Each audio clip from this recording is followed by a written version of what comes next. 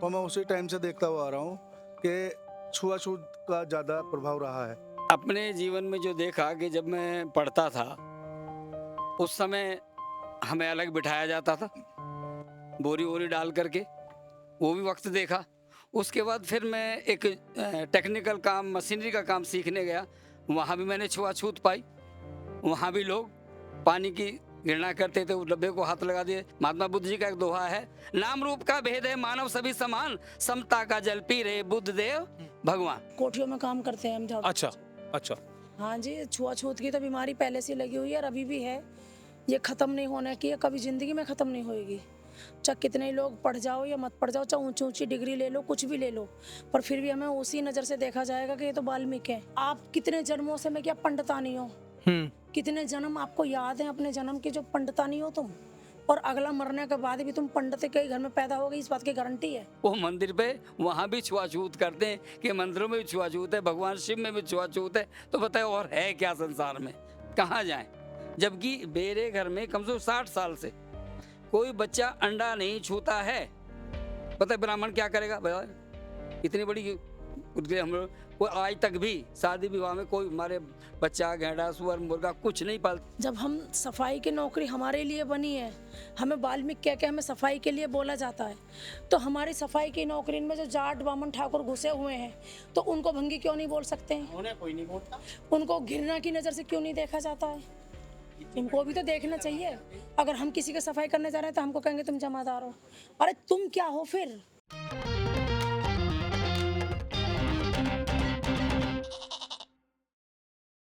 आज मैं दिल्ली से सटे हुए करीब 8 किलोमीटर 330 मीटर दूर बॉर्डर पे एक जगह पे आया हूँ जो यूपी के अंदर आता है। उस जगह का नाम है करहरा। इस जगह पे आज से कुछ महीनों पहले 36 लोगों ने कन्वर्जन हुआ, जिनका बुद्ध समाज से उन्होंने दीक्षा प्राप्त करी। सवाल ये आता है, जिस जगह पे 2014 के अंदर, जिस समाज में 2014 के अंदर एक हिंदुत्व की लहर, हिंदू लहर दौड़ रही थी, वहां पे ऐसी क्या परिस्थितियां हुई कि ये इतना ज्यादा एक ठोस कदम उठाना पड़ा, या क्या मजबूरियां रही होंगी जिन मजबूरियों को किसी ने दिखाने या बात करने से भी मना कर दिया? सिर्फ गलियों तक वोट मांग के आने वाले नेता, या प्रशासन ऐसा जो सिर्फ सुनता है पर कागज वहीं का वहीं रख देता है? आज हम उन्हीं उसी समाज के लोगों के साथ बैठे हैं जिनसे हम ये समझेंगे कि ग्राउंड रियलिटी क्या है। ये मेरे साथ, अपना नाम बताइए। मेरा नाम पवन बौद्ध है। सभी को जय भीम, नमो बुद्धाय। जय भीम। मेरे साथ पवन भाई हैं। पवन भाई माइक पकड़िए आप। अब आप पवन भाई मुझे पहले ये बताएं कि आज से 1 साल पहले ऐसी क्या आपके आप जब भी आपके दिमाग में आया, आपने लोगों को बताया, क्या ऐसा मसला क्या रहा कि आपको ये कन्वर्जन की तरफ सोचना भी पड़ा? देखिए, मैं पहले से बता रहा हूँ कि जैसे मैंने अपना थोड़ा सा होश संभाला, तो मैं उसी टाइम से देखता हुआ आ रहा हूँ कि छुआछूत का ज़्यादा प्रभाव रहा है। मैंने अपने मेरी उम्र 32 है। अभी तक के उसमें मैंने ये देखा है कि हाँ, इससे पहले क्या हाल होता होगा। अब तो पढ़े लिखे सब ज़्यादा हैं, पढ़े लिखे में ज़्यादा मैं देख रहा हूँ अपनी उम्र में। तो 2020 में मनीषा बहन वाल्मीकि, जो हाथरस, जो बहुत ज़्यादा वो हुआ घटना, बहुत दुखद घटना है, बोलते हुए भी मेरे को वो हो रहा है। मैंने वहाँ देखा कि इंसाफ, एक तरफा इंसाफ, पूरी पंचायतें लगी हुई हैं, लॉ एंड ऑर्डर हुआ पड़ा है, उनका कोई भी सुनवाई नहीं हो रही है। हमारी बहन बेटियों के ऊपर अत्याचार पहले भी होते हुए आ रहे हैं और वैसे भी। देखिए, भारत की बेटी, मैं ये नहीं बोलूँगा मेरे समाज की बेटी, सभी की बेटी हमारी बहन बेटी है। तुम एक तरफा न्याय करोगे और बहन बेटियों के विषय में कुछ नहीं बोलोगे। लॉ एंड ऑर्डर हुआ, उनके पिताजी की छाती में लात मारी, सारी चीज़ देख ली, तब कहाँ थे जो हिंदू बोलने वाले हैं हम लोगों को? तो दलित की बेटी आ जाती है, दलित हो जाते हैं फिर हम। वैसे हिंदुओं की सबसे बड़ी वो है, वाल्मीकि समाज को बोला जाता है कि हिंदुओं की सबसे बड़ी एक वाल्मीकि समाज योद्धा है। ये राजनीति मुद्दे हैं कि आपस में लड़वा दो, ठीक है। फिर बहुत दिन से मन में चली हुई आ रही, तो मैं मुंबई में था उस दौरान में, तो मैंने राजरत्न अंबेडकर साहब हैं, बाबा साहब जी के जो पौत्र हैं, पड़पौत्र, तो मैंने उनसे बात करी थी। तो वहाँ पे बात हुई तो उन्होंने मुझे धम्म दीक्षा दिलाई। फिर मैंने अपने यहाँ पे समाज में आके मैंने सभी को बताया, तो मैंने सबकी राय ली। तो सबकी राय बिल्कुल, सब मायूस थे पहले से ही है, पर उस दौरान मनीष बहन वाल्मीकि के साथ जो अत्याचार हुआ, बहुत ज़्यादा सब मायूस थे। तो सभी से राय लेके ये बौद्ध धर्म की दीक्षा हुई 2020 14 अक्टूबर ठीक। राज रत्न अम्बेडकर जी कितने को लोगों ने करा? 236 लोगों ने करा। अच्छा, ये लोग बोलते हैं कि पैसा लेके करा गया है। नहीं देखिए, मैं मानता हूँ कि ठीक है, ये जो ईसाई धर्म होंगे या कोई भी, मुझे उससे कोई लेना देना नहीं है। जो बाबा साहब को पढ़ेगा, जो तथागत गौतम बुद्ध जी के बनाए रास्ते पे चलेगा, उनको पढ़ेगा, उसको कोई पैसे की जरूरत नहीं है। हम तो पहले से ही बौद्धिस्ट हैं। भारत बौद्ध कंट्री के नाम से जाना जाता है, ये हमको बताया नहीं जाता है। बाहर विदेश में अगर जाएंगे तो भारत का प्रधानमंत्री भी बौद्ध कंट्री के नाम से, नीता अंबानी भी गई थी वहाँ पे, तो नीता अंबानी का भी यही था कि बौद्ध कंट्री, कोई हिंदुस्तान नहीं बोलता है। पहली बात तो ये। बाबा अब मैं आपसे, मेरा सवाल ये रहेगा कि भाई आपने दो ज़माने देखे, एक 2000 से पहले का ज़माना और एक 2000 के बाद का ज़माना। दोनों राजनीति में ज़मीन आसमान का फ़र्क रहा। ये माइक आप हाथ में हाथ पकड़ लीजिए, कोई नहीं है, ठीक है। तो अब आप मुझे पहले ये बताओ कि कुछ इम्प्रूवमेंट हुआ यहाँ, सुधार हुआ, जीवन सुधार हुआ? पहले आप ये बताओ, समाज सुधार नहीं, जीवन सुधार हुआ कुछ? मैंने अपने जीवन में जो देखा कि जब मैं पढ़ता था उस समय हमें अलग बिठाया जाता था, बोरी वोरी डाल करके, वो भी वक्त देखा। उसके बाद फिर मैं एक टेक्निकल काम, मशीनरी का काम सीखने गया, वहाँ भी मैंने छुआछूत पाई। वहाँ भी लोग पानी की घृणा करते थे, उस डब्बे को हाथ लगा दिए। तो ये सब चीज़ें पहले देखते हुए हम आ रहे हैं। अब कुछ समय के बाद आके मैंने 1955 में 57 में मैंने फिर सत्संग धारण किया कबीर घराने से। तो वहाँ भी मैंने इसको बौद्ध को पाते हुए देखता, बौद्ध माने ज्ञान के हैं, है नहीं, ये ज्ञान। अब मैंने इसका प्रचार भी फैलाया, प्रचार के साथ साथ फिर भी आज हमें जब ये पता लगता कि साधु जो है ये वाल्मीकि समाज से है, तो फिर धीरे धीरे उनके अंदर वो घृणाएं पैदा हो जाती हैं। तो जबकि ये ऐसा नहीं होना चाहिए। एक रामायण की चौपाई है, पूजे विप्र सकल गुण हीना, पूजे विप्र सकल गुण हीना, शूद्र न पूजे सकल गुण परवीना। ये सब जो पाइयाँ जो हैं, ये बाबा साहब तुलसीदास जी ने जो लिखी हैं, मगर इनका विचार जो एक भाव से उल्टा पड़ जाता। भाई हम कितने पढ़े लिखे हों, कितने विद्वान हो, कितने ज्ञान हो, फिर भी हमें घृणा की नज़र से देखा जाता। इसलिए हमने जो बौद्ध धर्म की दीक्षा प्राप्त करी, ये देखा कि यहाँ तो सब इधर उधर झमेलों में उलझन है। एक यही मार्ग मुझे लगा कि बौद्ध मन ज्ञान के हैं। जब हमें ज्ञान है तो हम फिर उस शुद्ध मार्ग, जैसे बाबा साहब जी ने, इन सब को ईसाई नहीं बने, मुसलमान नहीं बने, हिंदू तत्व में नहीं रहे, उन्होंने बौद्ध धर्म को क्यों अपनाया? इसलिए अपनाया कि यहाँ मानवता का सम्मान है, क्षमता भाव है। महात्मा बुद्ध जी का एक दोहा है, नाम रूप का भेद है मानव सभी समान, समता का जल पी रहे बुद्ध देव भगवान। तो इसलिए मैंने भी इस मार्ग को जाना, तो मैंने कहा भाई इससे तो बौद्ध ही मार्ग सुंदर है, अच्छा है, इसे अपनाना चाहिए। और राजनीतिक का भाव तो ये देख लो, सब अपनी अपनी डबली, अपनी अपनी रोटी सेकने के लिए आते हैं। हमें तो किसी से कोई लाभ प्राप्त हुआ नहीं है, ना ये नाली खरंजे का काम है, इतना ही है। बाकी ना कोई नौकरी है, ना चाकरी है, ये कोई भी नहीं। बच्चे पढ़े लिखे घूम रहे हैं, उनके लिए कोई सर्विस नहीं है, कुछ भी नहीं। ऐसे कोई नाली मोरी का काम करते हैं, उससे हमारा क्या लाभ? हमें उत्थान होना चाहिए, आगे बढ़ना चाहिए, शिक्षा दीक्षा की तरफ जाना चाहिए। हमें उठाने के लिए सरकार का भी कुछ इसमें हाथ होना चाहिए, तो वो हमें नहीं मिल रहा लाभ। बच्चे हमारे को इंटर है, को कुछ ऐसे ही फिरते हैं, उन्हें फिर वही काम करना पड़ रहा। तो हमें प्रशासन से मिल क्या रहा, सरकार से मिल क्या रहा? हमें कुछ भी नहीं मिल रहा। फिर हम ऐसे उसमें क्यों घिसे पिटे रहें? हमारे को दुकानदारी करने लग जाए बच्चा, वहाँ भी छुआछूत देख लेते हैं लोग बाग। तो इससे हमें कब रास्ता मिलेगा, कब अच्छा मार्ग मिलेगा? बस इसलिए मैं ज़्यादा ना बोलते हुए इतना ही चाहूँगा कि हमें कुछ रास्ता आपकी तरफ से, आप प्रशासन तक पहुँचाएँ और हमें मार्गदर्शन कराएँ। और हमारा जो ये कार्य हैं ये सब रुके पड़े हैं, जैसे आरक्षण वगैरह है, ये सब दिक्कतें आ रही हैं, इन पे भी आप थोड़ा ध्यान दें और आगे बढ़ाएं इस मार्ग को। जय भीम, बुद्धाय नमः, जय भीम। आप अपना नाम बताएंगे एक बार अगर? जी हाँ, जी, मैं सुनीता। अच्छा सुनीता जी, आप मुझे बताएं कि आप काम करते हो, घर पे ही रहते हो, हाउस वाइफ हो क्या? जी मैं कोठियों में काम करते हैं हम, झाड़ू अच्छा पोछे का। अच्छा, तो आप मुझे एक बात समझाओ कि क्या जो छूत अछूत की बात यहाँ पे हो रही है अभी, आप जी क्या उस बारे में, या अपनी प्रॉब्लम्स को और बताओ आप मुझे एक बार। हाँ जी, छुआछूत की तो बीमारी पहले से लगी हुई है और अभी भी है। ये ख़त्म नहीं होने की है, कभी ज़िंदगी में ख़त्म नहीं होएगी। चाहे कितने ही लोग पढ़ जाओ या मत पढ़ जाओ, चाहे ऊंची ऊंची डिग्री ले लो, कुछ भी ले लो, पर फिर भी हमें उसी नज़र से देखा जाएगा कि ये तो बाल्मीकि हैं, ये तो छुआछूत वाले हैं, ये तो नीची कास्ट वाले हैं। अभी कल परसों भी ऐसे ही हुआ है। एक आंटी के यहाँ पे मैं काम कर रही थी, दूसरी आंटी कहने लगी हमारे यहाँ पे आके काम कर लो। तो आंटी से कहने लगी किस कास्ट की? कह रही प्रकाशी की बहू है। कह रही ये तो बाल्मीकि है। नहीं नहीं नहीं नहीं, हम नहीं काम कराएंगे इनसे। तो फिर वो आंटी कहने लगी क्यों? हमारे घर में तो सारे काम करते हैं, बर्तन सफाई करते हैं, हमारा खाना बनाते हैं, आटा भी गूंथते हैं। कह रही मैं तो तुम्हारे घर का पानी भी नहीं पीऊंगी। तो वो कहने लगी आंटी कि अब से पहले पिया तो उसका क्या हुआ?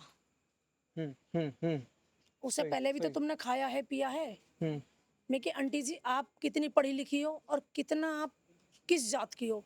कहने लगी मेरी जात से छोड़ो, और आपके घर में तो ये सब काम होते हैं। मैं कहा हमारे तो कितनी पुस्तकों से ये काम नहीं होता है, हमारे घर में ये कूड़े का ये ऐसा काम नहीं होता है, गंदा काम झाड़ू वाड़ू का। कह रही तो आपके बुजुर्गों ने तो कभी करा होगा? हम्म।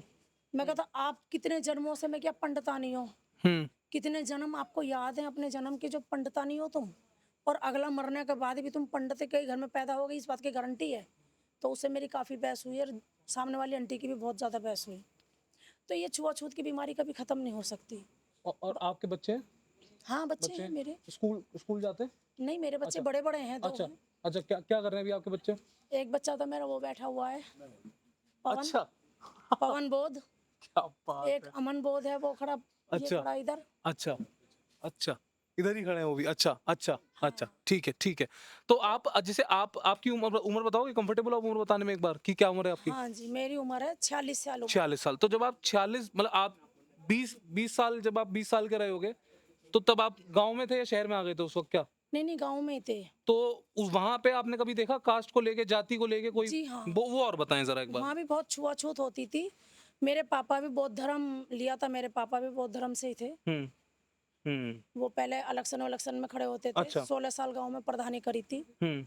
उसके बाद में वो फिर ये यहाँ पे दिल्ली पुलिस में भी थे वो। ठीक है ठीक है। और एक दिक्कत अब बताई जा रही है कि जो स्कॉलरशिप होती है, जो शेड्यूल टाइप समाज की स्कॉलरशिप है, वो आपके बच्चों तक क्या पहुंच रही है सही समय पे? या जैसे पढ़ाई में जैसे मदद जिसे कहते हैं, वो क्या आपके बच्चों तक पहुंच रही है? स्कॉलरशिप का ऐसा है जी, हमारे यहाँ पे पढ़े लिखे बच्चे हैं, स्कॉलरशिप का अभी किसी को भी लाभ नहीं मिला हुआ है। अच्छा, आप जाते हैं अप्लाई करने का अपने उस कोशिश हाँ, अप्लाई यहाँ पे मैं स्कॉलरशिप भी मैं तो वैसे ही बोल रहा हूँ कि स्कॉलरशिप तो ये आम बात है, वो तो सबको मिलनी चाहिए। जी जी योजना के फॉर्म भी भरवा चुके हैं, उनको भी आप जान के कैंसिल करा दिया जाता है। जी जी, ऐसा भी सुनने में आता है कि जो आपके जाति के सर्टिफिकेट बनते हैं जिसे कहते हैं, उसको भी बनाने में बहुत घूस का सिस्टम चलता है, या बनाने में 1 महीने का काम को 6 महीने। आपने ऐसा कुछ बराबर face किया बराबर है, ये है। अब मैं आपको एक छोटा सा बताऊं, ये जो मकान है प्रधानमंत्री आवास योजना से बना हुआ है। जी जी 40,000 रुपए इनसे घूस ली गई थी नगर निगम में, और हमारे 28 फॉर्म जो है हमने पैसे नहीं दिए, पैसे ना देकर, मतलब डीएम साहब से जो पहले अजय शंकर पांडे जी आए थे बौद्ध धर्म की दीक्षा के बाद, तो उन्होंने पहले योजना हमारी बताई थी कि 1 हफ्ते में सारी योजना पास कर देंगे। विधायक जी भी थे सुनील शर्मा जी, और जनरल वीके सिंह यहाँ के सांसद थे, वो पहली बार देखे थे हमने, विधायक जी पहली बार देखे थे। ये 40,000 रुपये दे के जब मकान बनाया, बाकी 28 फॉर्म हमारे कच्चे मकान जो भरे थे वो कैंसिल कर दिए। क्यों कैंसिल करे इसका जवाब कोई नहीं दे रहा है। और जो मुख्यमंत्री आवास योजना, प्रधानमंत्री आवास योजना 1 BHK 2 BHK उनके भी फॉर्म भरे थे, वो भी कैंसिल कर दिए। क्यों कैंसिल करे, किस कारण करे? कोई उसका कारण आपको नहीं बताया नहीं। गया? और इनका कारण बताया कि रजिस्ट्री नहीं है। चलो मैंने मान लिया रजिस्ट्री नहीं है, हमारी दादाली जमीन है यहाँ पे, जो पुराने बड़े बुढ़े आके कहाँ से बस गए वो ठीक है, इसकी रजिस्ट्री कहाँ से आई? ये तो स्वयं बन चुका है ना। ये भी तो हमारे चाचा ताऊ का घर है, हमारे बाबा जी एक्सपायर हो गए, उनकी वाइफ है, ये भी तो हमारे में। इनकी रजिस्ट्री क्यों देखी आपने? 40,000 ले लिए तब ये मकान बना, हम पे 40,000 और किसी पे नहीं है। उन्होंने ब्याज पे लेके किसी से, उनके बच्चे छोटे छोटे, ब्याज पे लेकर जब जाके 40,000 ये मकान बनाया। उनकी ये भी वो नहीं थी, अकेली कमाती हैं, हमारे बाबा जी एक्सपायर हो गए, ये भी नहीं है कि अपना मकान स्वयं वो खुद बना लेते, तो मजबूरन में उनको 40,000 ब्याज पे लेके देने पड़े। और अभी जो फॉर्म भरे गए, ये पहली ये पास हो गई पानी की। समुदाय भवन हमको बोला गया है, आज तक समुदाय भवन नहीं मिला हमें। पीछे डूब क्षेत्र में डुबाव क्षेत्र में पहले डीएम साहब ने दिखा दिया था, वो भी बंद हो गया, वो भी कोई वो नहीं है। क्रीमी लेयर पे बात करते हैं, जिसका बहुत राजनीतिक मुद्दा है और आजकल राहुल गांधी भी इस पर काफी एक्टिव है, और जातिगत राजनीति। अच्छा, पहले आप क्रीमी लेयर पे बताओ। आप अब समाज का एक तबका तो ऊपर उठ गया है पूरा जी। काफी ऊपर उठ गया है, ऐसा लोग बोलते हैं ना। दूसरा जो उठने के बाद, अब इस पे आपकी पहले बताओ, इस पे आपका विचार क्या है पहले? देखिए, मेरा जो विचार है, सबसे पहले मैं अपने समाज के भाइयों को बताना चाहूँगा कि पहले इस चीज़ को थोड़ा समझने की ज़रूरत है। हमारे जो भाई जो खुश हो रहे हैं आज कि वाल्मीकि समाज को वो दे दिया, पहले तो ये आरक्षण के विषय में जानकारी होनी चाहिए कि आरक्षण में कितने परसेंट एससी को या एसटी को कितना परसेंट आरक्षण है, वो भी ठीक है। फिर बात ये है कि ये खुश हो गए कि हाँ हमारी नौकरी हो जाएंगी। अरे 3% में 1-2 आदमियों को 3 आदमियों को नौकरी मिल गई, बाकी और कहाँ जाएंगे? क्रीमी लेयर को ले लो तो क्रीमी लेयर में ये है कि अगर मेरे पिताजी की नौकरी सरकारी है तो मेरे को मतलब मेरे पिताजी की नौकरी के बाद मेरे को नौकरी नहीं मिलेगी, मुझे आरक्षण का लाभ नहीं मिलेगा। इस चीज़ को भी समझने का बहुत ज़रूरी है। ये खुश हो रहे हैं मेरे समाज के भाई आपस में, वो एससी एसटी माइनॉरिटीज़ इनको आपस में फूट डालने का काम कर रही है सरकार। तो एक तो क्रीमी लेयर का सवाल है जिसको आपने भी एड्रेस किया, दूसरा है शेड्यूल कास्ट और शेड्यूल ट्राइब, हमारा जो समाज है उसमें सब कैटेगराइजेशन का मतलब बंटवारे का।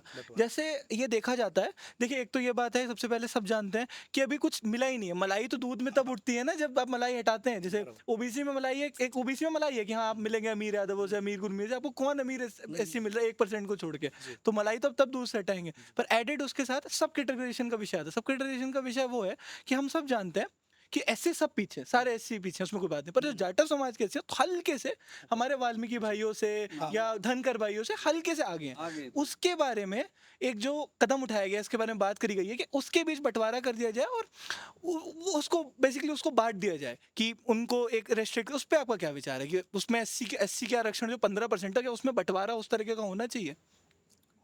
देखिए जी, बंटवारा तो ये है कि पहले जो हमारी समाज वाल्मीकि समाज को जो आरक्षण के विषय में अभी जो मिला है, या वो जो 15% जो बंटवारा होगा इनमें, ये तो ज़रूरी होना चाहिए मेरे हिसाब से। क्योंकि ऐसा है कि सबको समानता, सबको अपना हक मिलना ज़रूरी है, और ये नहीं कि किसी एक कास्ट को ही मिलना ज़रूरी, सबको बराबर का हक मिलना चाहिए। सभी आरक्षण के लाभ हैं। जाति व्यवस्था जब तक रहेगी तो तब तक आरक्षण लागू रहेगा, ये तो मैं सभी बोलते, क्योंकि है आरक्षण की ज़रूरत किसको है? जो नीचे तबके के लोग हैं, जिनको नौकरियां नहीं मिलती, उनको आरक्षण की ज़रूरत है।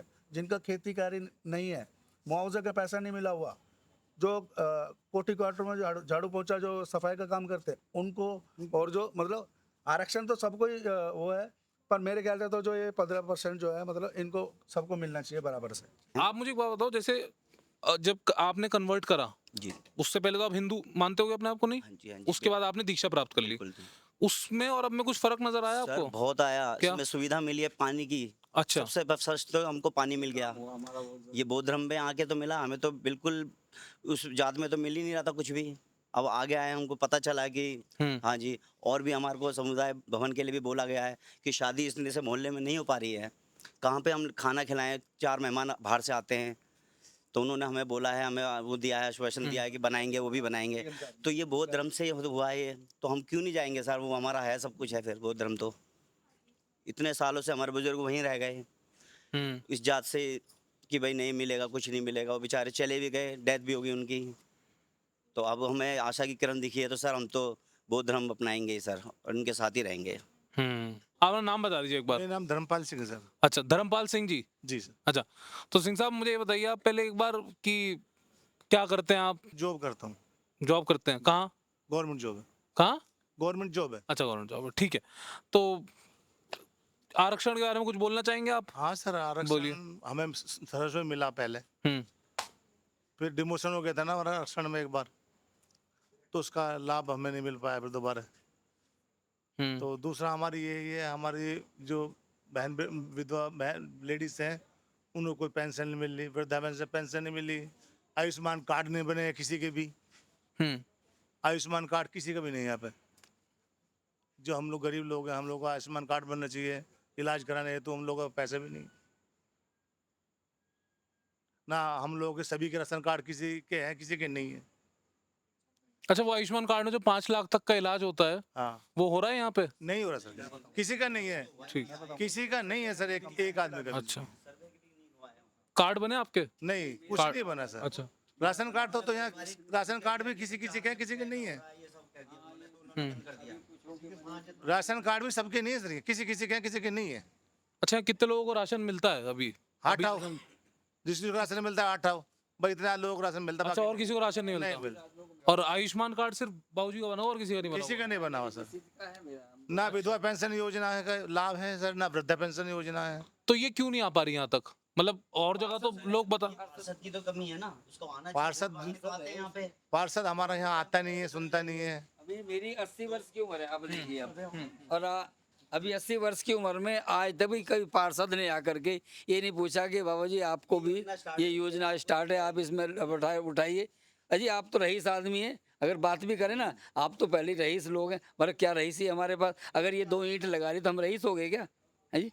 तो ये बात है, ये सब परेशानियां हैं हम लोगों को, और ये परेशानी दुख देती जा रही है और आगे बढ़ते। ये सरकार से हमें तो कुछ प्राप्त हो नहीं रहा। अब जो सरकार चल रही है, इस सरकार से हमें कोई लाभ नहीं मिला, सब राशन का समझ लो। अब राशन की लाइन से हमें ज़रूरत है, हमारे पास अगर धन हो, हमारे पास रोटी रोजी सही ढंग से हो, तो हमें फिर लाइन में लगने की क्या ज़रूरत पड़ी है जी? हमें क्या ज़रूरत पड़ी है? तो इसलिए हमें ना तो नौकरियां हैं, और 7-8 हज़ार रुपये से किसी की नौकरी यहाँ है नहीं। मेरे 2 बच्चे और हैं, वो भी 8-8 हज़ार रुपये में जा रहे हैं। तो बताइए उससे हमारे बच्चे पढ़ाई लिखाई क्या करेंगे? ये तो एक योजना बनाई है सरकार ने कि इनको गरीब किसी को आगे बढ़ने से रोका जाता है, तो उसका पहले आय शक्ति को खत्म कर दो, ये योजना। तो वो आय शक्ति हमारी खत्म होगी तो हमारे बच्चे पढ़े लिखेंगे नहीं, वो बेकार रहेंगे। इसलिए आप सरकार पर इसको ध्यान देना चाहिए कि सर नौकरियां क्यों नहीं हैं, हमारे पैसा क्यों नहीं मिल रहा। 8 हज़ार रुपये हमारे बच्चे रोटी खाएंगे, पेट नहीं भर सकते। जब हमें जानकारी हो जाएगी तो खुद आएंगे, हमें बताएंगे। तो सर जब तो पार्षद का काम है बता के योजनाओं को देना 2 चाहिए। दिन के लिए वो राशन बांटता है, उसमें हम काम छोड़ के आते हैं तो वहाँ पे हमारा कई-कई पैसा घंटे कटता लग है। जाते हैं। 2 दिन के बाद वो कहते हैं नहीं, अपने राशन नहीं है, आपको आना था। अगर वो बुधवार शुक्रवार को दे रहा है राशन, तो सर हम कैसे अपनी ड्यूटी छोड़ आएंगे? वहाँ हमारा पैसा कटेगा। नाली भरी हुई है गंदगी से, खरंजे टूटे हुए हैं, और कहते हैं जिम्मेदार से तो 1 हफ्ते में सफाई करने के लिए 1 आदमी भेजता आप, बस क्या दिन बाद 1 हफ्ते में आता है सर, 1 हफ्ते में। वो क्या दिन बाद आएगा कि नाली का वो भी उसको 2-3 खुद ही करना पड़ता है। उसको 3-4 बार बोलेंगे सुपरवाइजर को, जब यहाँ 1 आदमी भेजेगा वो। जी मंदिर के बारे में बता रहे थे आप? मंदिर के विषय में बता रहा हूँ कि मुझे कम से कम 45-50 साल हो गए सत्संग करते हुए। अब मंदिर मेरा वहाँ स्थान बना रखा है मैंने मेन रोड पे, वहाँ भी मैं ये देखता हूँ कि जो बाहर से आने वाले लोग हैं वही सत्संग में बैठते हैं।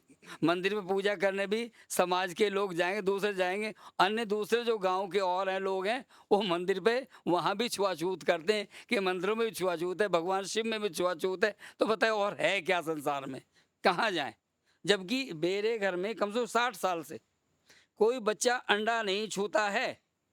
बताए ब्राह्मण क्या करेगा? बताए इतनी बड़ी उनके हम लोग कोई आज तक भी शादी विवाह में कोई हमारे बच्चा घेड़ा सुअर मुर्गा कुछ नहीं पालते, ना पालते ना रखते। अब इससे बढ़िया और क्या बात होगी? इसमें भी घृणा है, इसमें भी घृणा है। बताइए कितने सोचने का विषय है कि लोगों के अंदर कितनी बड़ी घृणा छिपी हुई है। तो इसलिए इससे हमारा समाज से इस छुटकारा, इसीलिए मेरे दिमाग में कि वो धर्म फिर बढ़िया है, कम से कम मानवता का भाव तो छुपा हुआ है, इसलिए मैंने इसको अपनाने की। आपको ऐसा लगता है कि अब जैसे आपने हिंदू धर्म जब छोड़ा जी। तो अब नेताओं के मन में आपके प्रति एक घृणा का भाव हो सकता है कि भाई ये तो लोग जब हम ही छोड़ गए। वो हाँ, तो है? छुपा हुआ है।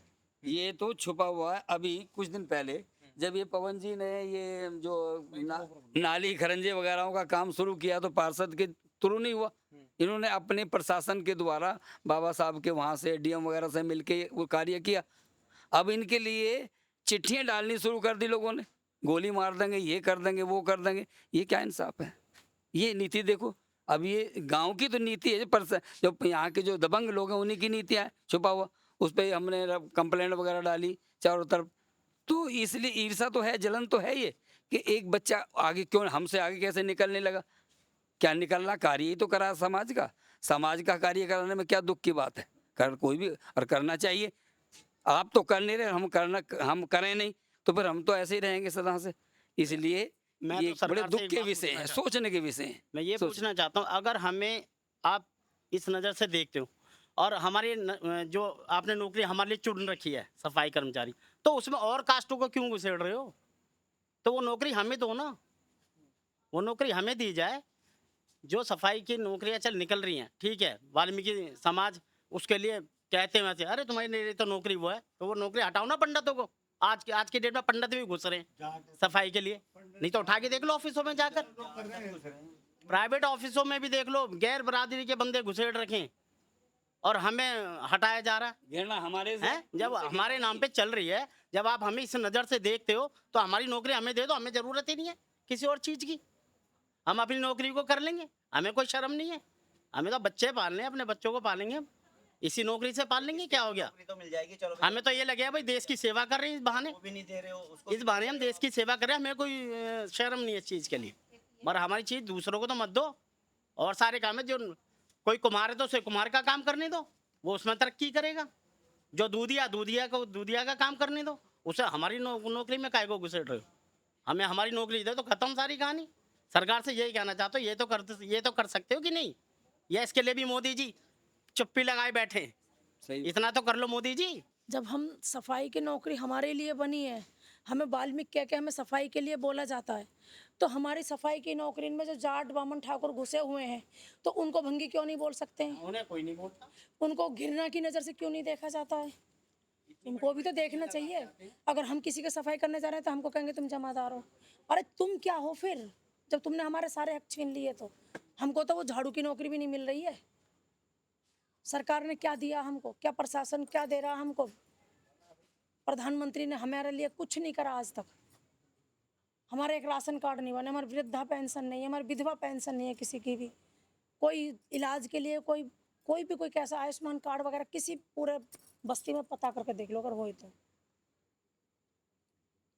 हमें किसी तरीके की कोई सहायता नहीं मिल रही है। अच्छा, जितना मैं समझ पाया हूँ कि मतलब ये बड़ा इंटरेस्टिंग पॉइंट बताया आपने कि नौकरी में तो अब सब घुस गए, और अभी उन्होंने भी बोला कि भाई तुम्हें क्या बोलेंगे, अगर हमें ये बोल रहे हो फिर तुम्हें क्या बोलेंगे, है ना। बात तो बिल्कुल सच बात है जो उन्होंने बोली है ना। अच्छा, तो भाई अब आप एक बात बताएं, आपके हिसाब से आपके नेता कौन है?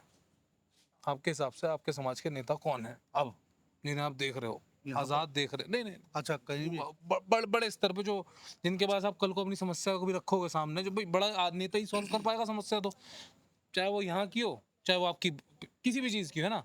तो अब आप मुझे बताएं, आप किसे देख रहे हैं पहले? नहीं, देखो मैं वैसे रियल बताऊँ कि हमारे समाज में एमपी भी हैं, जैसे राजवीर दिलेर जी हैं, या अभी मतलब हैं 4-5 हैं, हंसराज हंस जी भी हैं, सभी हैं। बनने के बाद कोई पीछे मुड़ के नहीं देखता है, ये रियलिटी है। अगर हम उनके पास जाएंगे ना तो वो भी हमारे लोगों में है, जो एमपी एमएलए जो बन के बैठ गए, वो अपने लोगों को बोलेंगे कौन है कि हम, जैसे हम बोलेंगे हम वाल्मीकि समाज से, सर हमारी हेल्प हो जाएगी, वो देगा अरे इसको बाहर बैठ दो, दूसरे को बोलो। ये भी उनके दिमाग का वो है, क्योंकि वो खुद अपने लिए खाने के लिए बैठ गए, उन्हें कुर्सी पे बैठना है, वो दलाली का काम करते हैं। और आज़ाद के बारे में क्या ख्याल है? मैं एक चीज बोलूंगा कि चंद्रशेखर आजाद जो हैं भीम आर्मी के राष्ट्रीय अध्यक्ष, भाई, बड़े भाई, ठीक है। मैं किसी पार्टी के विषय में तो बोलूंगा नहीं, पर हाँ जमीनी स्तर से जो उन्होंने काम किया है, संघर्ष किया है, लोगों की आवाज़ उठाई है, चाहे वो किसी भी धर्म से हो, किसी भी जाति से हो, अच्छा काम किया है जो रियल है, नीचे से लेकर ऊपर तक, और तभी उसको ये फटाक से उनको एमपी का मौका मिल गया, क्योंकि उन्होंने जमीनी से 0 पॉइंट से काम शुरू किया है, और मेहनत रंग लाती है। और बहन जी के बारे में आप? बहन जी तो ठीक है, हमारी बहन जी है, कोई बात नहीं, उन्होंने तो नोट कमा लिया, वो नोट ही कमाए, और कुछ नहीं। कोई उम्मीद थी बहन जी से? बहन जी से तो बहुत उम्मीद थी, वो अपना परिवारवादी देख लो, अपने भतीजे को वो राष्ट्रीय कोऑर्डिनेटर बना दिया, आकाश आनंद को। बाकी और भी रहे हैं उनके साथ, बाबू मुनकादर अली मेरठ किठौर से, और बाकी बहुत रहे हैं, किसी को आगे नहीं आने देते बहन जी। और भी समाज से लोग हैं, अपनी कुर्सी अपने तक ही है, बाकी जो है, और मैं कुछ बोलना नहीं चाहूँगा। मतलब बहन जी से डिसअपॉइंटमेंट रही काफ़ी? बिल्कुल बिल्कुल। और अब जो ये राजनीति में नया बदलाव आप देख रहे हो, जैसे राहुल गांधी आज की तारीख में बहुत ज़्यादा कास्ट कर रहे हैं, कास्ट बेस्ड जो जनगणना है वो होनी चाहिए, अब नहीं होनी चाहिए? जनगणना के आधार देखिए, जब से भाजपा आई है तब से जनगणना नहीं हुई है। हाँ, ये होनी बहुत जरूरी है। जनगणना के आधार पे तो आरक्षण का वो लाभ मिलेगा। जब तक हमें पता ही नहीं पड़ेगा कि कितना शेड्यूल कास्ट है, कितना SC ST OBC है, कितना वो है जनरल OBC जो भी है, जब हमने जनगणना ही नहीं पता तो हम आरक्षण के विषय में कैसे बोल सकते हैं? जब उन्होंने जनगणना ही नहीं कराई और ये बेली डाल दी आपस में, फोट करो, लड़ो आपस में, और हमारे लोग समझ नहीं रहे क्या है ये। मेरे आपसे 2 सवाल रहेंगे, उनका जवाब हाँ या ना में देना, जी। ठीक है, मजबूती से एकदम। पहला तो सवाल मेरा आपसे रहेगा कि पढ़ा लिखा समाज के आप छुआछूत की बीमारी से बाहर आया या नहीं आया? 60% है जो अभी नहीं आया। नहीं आया। आपको आज भी उसी नज़रों से देखना पसंद करता है वो, ताकि वो नीचा दिखा सके, या ये समाज के भी एक विशेषता ही बन गई है? ये देखिए, हाँ राइट, ये नीचा दिखाने का ही है। बाकी उनके दिमागों में जो फितूर घुसा हुआ है, जैसे माता पिता बोलते हैं, या वो भी फितूर है, पर बाकी नीचा दिखाने के लिए तो है। नीचा दिखाने के लिए ना? हाँ, ये है। और एक बात बताओ, सफाई के बारे में बात हुई थी यहाँ भी, हाँ। है? वो कैसे होता है जब बारिश हो गई? अब ये तो नाली भी खुली हुई है सारी यहाँ, फिर अगर बोला जाता है इंस्पेक्टर को बोल दो, या नगर निगम जो सफाई इंस्पेक्टर होते हैं उनको बोल दो, ठीक है, वो एक आध बार भेज देंगे, फिर उनका जवाब ये होता है, औरों के घर में सफाई नहीं करते हो कि अपने घर में खुद कर लिया करो। सोच देखो। तो अभी जैसे क्या है, अभी तो देखिए जैसे आपने चंद्रशेखर जी का मेंशन किया, पर चंद्रशेखर जी नगीना में भले ही जीत गए, पर इस समय अभी ऐसा नहीं है कि वो जीतने की हालात में उत्तर प्रदेश में, कि वो आप उनको उनके विधायक चुन के आए कई सारे। अभी जो हम आपके पास करंट ऑप्शन है उसमें देखिए 3 ऑप्शन है, बसपा, सपा, भाजपा। इसमें जो हमारा जो गाजियाबाद है, अगल बगल का जो वाल्मीकि समाज है, आप किस में देखना, किनको ज्यादा चुनता है, किनको देखता है कि हमें पता है कोई भी आपके मुद्दे नहीं कर रहा, पर कहते हैं ना सबसे खराब में सबसे कम खराब आप किन्हें आप देख पा रहे हैं, जैसे लहर आप समाज में घूमते हैं उस हिसाब से? देखिए, हमने तो उसे भी सपा को भी देख लिया, बीएसपी को भी देख लिया, और कांग्रेस को भी थोड़ा सा। अभी कांग्रेस इतना बढ़ चढ़ के यूपी में नहीं आई है, दिल्ली में भी नहीं है, मतलब तो ठीक है, कोई नहीं, पर ज़मीनी स्तर पर जो इस टाइम जो काम हो रहा है वो बीमार नहीं कर रही। और एक और चीज लाखी, अखिलेश यादव जी का जो आप लोगों के साथ कनेक्शन रहा है वो पहले बड़ा खरा रहा है, मैं बहन जी के साथ अखिलेश पर आप देखेंगे अखिलेश जी का 2020-22 का एक नया रूप आया, वो पीडीए की बात करते हैं, पिछड़ा दलित अल्पसंख्यक, दलितों को और जगह देने की कोशिश करी, अवधेश प्रसाद को अयोध्या से जीता है, और भी कई चीजें। तो आप क्या, आप नए इस रूप में, और इस बार आप देखेंगे लोकसभा में दलितों ने काफी नंबर में समाजवादी को वोट किया, तो अब इस नए रूप में क्या अखिलेश जी पे विश्वास करते दिख रहे हैं? क्या दलित समाज उन पर विश्वास कर रहा है, अब पहले वाली चीजें भूल रहा है जो मुलायम और की लड़ाइयाँ थी समाज से, या गेस्ट हाउस कांड जैसी चीजें? बताइए। हाँ, तो इसमें देखिए, मुलायम सिंह जी के टाइम पे तो मुझे कुछ याद नहीं है, मैं अखिलेश जी के टाइम पे बताना चाहूँगा कि अखिलेश यादव जी के उसमें कुछ कार्य हुए हैं, पर जो बीएसपी ने पास किए हैं जैसे फ्लाईओवर वगैरह, वो अखिलेश जी के उस पर हो गया। बाकी उन्होंने जैसे लैपटॉप वितरण या कुछ वैसा, मतलब ज़मीनी स्तर पर जो होता है ना विकास, वो मुझे कुछ देखने को नहीं मिला। मैं अपने यहीं की ही बता रहा हूँ, बाकी और आगे की भी बता। ठीक। एक मेरी ससुराल है हाथरस में, वहाँ पे तो बहुत ज़्यादा छुआछूत है, उस पर वो तो हो ही गई, चलो कोई बात नहीं, वो तो हर जगह होती है। वहाँ पर 7 साल से ना तो सफाई कर्मचारी, पहले से नहीं आता है, मेरी शादी को 7-8 साल हो गए, तो सफाई कर्मचारी भी मैंने वहाँ पे कंप्लेंट डाल के सफाई करवाई। आज तक भी वाल्मीकि बस्ती में स्ट्रीट लाइट भी नहीं है, और जो, हाँ चलो, वो कई बार वहाँ पे भी कंप्लेंट कर दी, वहाँ की भी सुनवाई नहीं है। अदर बस्तियों में सब चीज़ हो रहा है, तो ये हर जगह का माहौल है। एक लास्ट सवाल, ठीक है, क्या आपको ये, बाबू जी आप भी इस पे बताना, समाज में जो सामाजिक स्तर है आपका, as a human, as a इंसान जी, वो जाति के आधार पे निर्धारित हो रहा है? आपको ऐसा लग रहा है अब, या नहीं? ये बड़ा, मतलब इसको थोड़ा सोचो आप एक बार, क्योंकि समाज में आपका जो स्तर है वो एक इंसान के तौर पे हो रहा है या जाति के तौर पे आपका डिसाइड हो रहा है? मेरा अपना, हाँ, मैं हाँ, मतलब पूरे समाज का, चलिए यहाँ आपके साथ। देखिए जी, हाँ। मेरा अपना जो भाव है, हम्म। मैं जाति प्रथा के प्रति जो ज़्यादा वो नहीं रखता, मैं एक मानवता के प्रति भाव रखता हूँ कि हर मानव एक समान है। अभी जाति जो है, इसकी विचारधाराओं को लेकर तो लोग घृणाओं में आ जाते हैं, इसलिए मैंने अपना भाव ये रखा कि मनुष्य मनुष्य बहु अंतरे मनुष्य बिरला कोई, पशु बुद्धि हृदय बसे तो मनुष्य कहाँ से हुई। तो मानवता को लेकर के मेरा विचार रहता है कि हमें ऊपर उठना है, शिक्षा ग्रहण करनी चाहिए। और मतलब शिक्षा तो पढ़ाई तो है ही, मतलब शास्त्रों का भी अध्ययन हमारा होना चाहिए ताकि हम किसी को जवाब दे सकें। हम जब खड़े हो जाएं बोलने के लिए, जैसे मैं स्टेज पर बोल जाता हूँ, तो हमारे पास अब हमने शास्त्रों को, वेदों को या ग्रंथों को पढ़ा ही नहीं है, तो हम क्या बोलेंगे।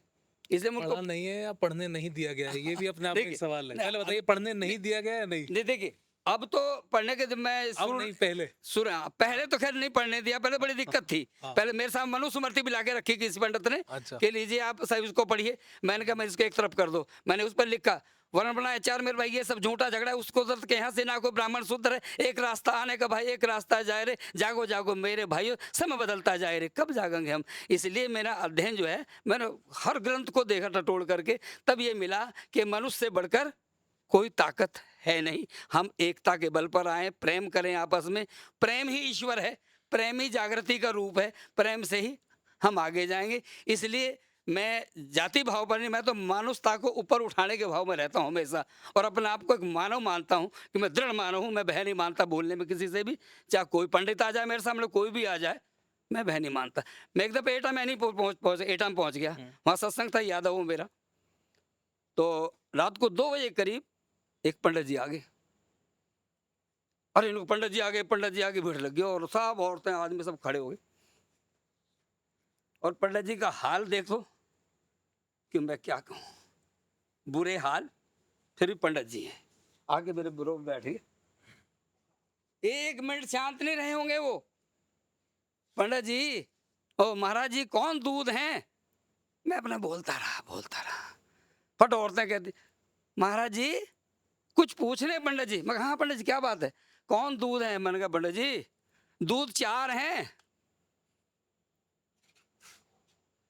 जो है माता का दूध, गाय भैंस का दूध, और वनस्पति का दूध, और पत्थर का दूध, 4 प्रकार का। क्या बताऊं आपको, बोलो कौन सा दूध चाहिए। अरे हम उन्होंने फिर मैं कथा बताने लगे मेरे पिताजी ने। मैंने कहा आपके पिताजी अनपढ़ थे, उनको ज्ञान नहीं था। अगर आपके पिताजी को बोध होता, क्या बताया उन्होंने कि यहाँ एक कथा हुई, और कथा में ये पता लगा कि ये पंडित जी ने महात्मा यादव है, तो उनको बैठने दिया व्यास गद्दी पर। मैंने कहा भाई सुनो, आपके पिताजी अनपढ़ थे, उनको पता नहीं कि व्यास गद्दी किसकी है। व्यास मुनि उसके पुत्र थे मल्लाह की लड़की के, तो वो तो ऐसी में आइन में आते हैं छोटी जातियों में, तो व्यास गद्दी उनकी कैसे होगी। तो मैंने कहा आपके पिताजी अनपढ़ थे। बस उठ लिए। मैंने कहा पंडित जी बैठो, अभी ज्ञानियों से पढ़ा नहीं पड़ा, अभी इन बेवकूफ़ लोगों को बेचारों को परेशान करते रहते हो आप, इनमें पढ़ता ही दिखाते रहते हो, बैठो। फिर मैंने 2-4 कबीर जी के दोहे सुनाए, उठ के चले गए। तो ये बीमारी तो वास्तव में बहुत परेशान कर रही है। और मैं तो बहुत समय से, बचपन से देखता हुआ आ रहा हूँ, जब पढ़ता था, जब भी काम सीखने लगा तब भी, और सत्संग में अभी भी, अभी मैंने बहुत मिटाया है। मेरे ब्राह्मण भी सेवक हैं, रामचंद्र शर्मा जी हैं, और हैं कितने, बहुत हैं, बढ़िया भी हैं, बहुत हैं। मगर अब धीरे धीरे मैंने तारक किया, मार्गदर्शन कराया। अब लोग हाँ ये तो कह देंगे कि महाराज जी का ज्ञान बहुत ऊंचा है, मगर जब ये पता लगता है ना कि वाल्मीकि से, तो फिर थोड़ा सा कतरा जाते हैं लोग। फिर भी ज्ञान लेने तो आएंगे, पढ़े लिखे लोग आ जाते हैं, महाराज ये पॉइंट ये, मगर फिर आकर के उनके अंदर वो घृणा जो है ना जाति की, वो आकर के भर देती है। तो इसलिए इस बीमारी का तो हम शिक्षा से और ज्ञान मार्ग से ही मिटा सकते हैं। संघर्ष तो हमें करना ही पड़ेगा, संघर्ष के बगैर कुछ नहीं होने वाला। अब हम घर में अपने बैठे रहे, भैया झाड़ू झप्पड़ मारे, नहीं, अरे काम करने के बाद में संघर्ष करो, बैठो, काम सीखो। अब मेरा बेटा है, उसको मैंने मैकेनिक का काम सिखाया, एक को ड्राइवरी सिखाई, मगर धीरे धीरे जब पैसे की तोड़ पड़ा तो ये बेचारे भी मुड़ करके वो करने लग गए। मैंने जिंदगी में नहीं किया, जब से मैंने जिंदगी में प्रतिज्ञा करी थी, दुकानें चलाई हैं, परचून का काम किया है, दूध बेचा है मैंने, मगर मैंने झाड़ू नहीं लगाए। ये मेरी प्रतिज्ञा थी, नहीं करूँगा, मगर क्या करूँ। अब आकर के जब पैसे का टूट पड़ा तो बच्चों को भी टूटना पड़ गया थोड़ा। ये मेरा पोता है, मेरा पोता। मैंने बचपन में इसको 2 साखी सुनाई थी, मानुष तेरो गुण बड़ा, मास ना आवे काम, हार न होंगे भूषण तुचा ने बाजन बाज। ये साखी मैंने इसको बचपन में सिखाई थी, बेटा ये मानव गुण बनाओ, मानव गुण बनाइए। तो थोड़ा इनके अंदर भाव आया, फिर उत्थान हुआ, गुरु महाराज की दया हुई इन पर, थोड़ा उठे हैं तो लगे, तो फिर मैं इनका साथ देता हूँ। पूरी तरीके से, ऐसी बात नहीं। बहरहित आदमी हूँ, बिल्कुल बोलता हूँ क्लियर है। बेहतर तो पहले यहाँ 20-21 दिन 1.5 महीना घूमते रही प्रशासन, हम बोलते रहे, हम ये सब चर्चा सुनाते हैं, मेरे साथ वहाँ ऐसा हुआ, वहाँ ऐसा हुआ। तो ये कब बीमारी खत्म होगी? शिक्षा भी है, पढ़ाई लिखाई भी है, हमारे पास सब कुछ है, और फिर मानव, हम मनुष्य नहीं मानते। हमारे क्या है, खून में कमी क्या है, हमारे अंदर ज्ञान नहीं है, हमारे पास क्या नहीं है, मांस हड्डी का अलग है। मैं यहाँ तक कह देता हूँ कि देश विदेश का मनुष्य ले लो, है तो ऐसा ही है, वो तो मेरे जैसा है, बैठ जाइए। तो इसलिए हमें बड़े संघर्ष की जरूरत पड़ रही है, और मैं तो संघर्ष करता ही जा रहा हूँ, और करता करता करता करता चला जाऊँगा। देखो मेन रोड पर बैठा हूँ, मंदिर बनाने में भी लोगों की कांवड़ियों का सेवा लगाता हूँ, सेवा करता हूँ दबा करके। तो इसलिए भरम तो बहुत तोड़ रहा हूँ, बहरहित आदमी हूँ। पूरा गांव देखता कि गरीब आदमी कितनी मेहनत करता, संघर्ष करता ही रहता हूँ, करता रहता हूँ, सिर्फ जाति छुआछूत मिटाने के लिए मेरा ये भाव रहता। अब इसमें अगर मेरी कोई गलती हो तो मैं मानता हूँ, बाकी मेरा संघर्ष पूरा अभी तक। ठीक है, ठीक है।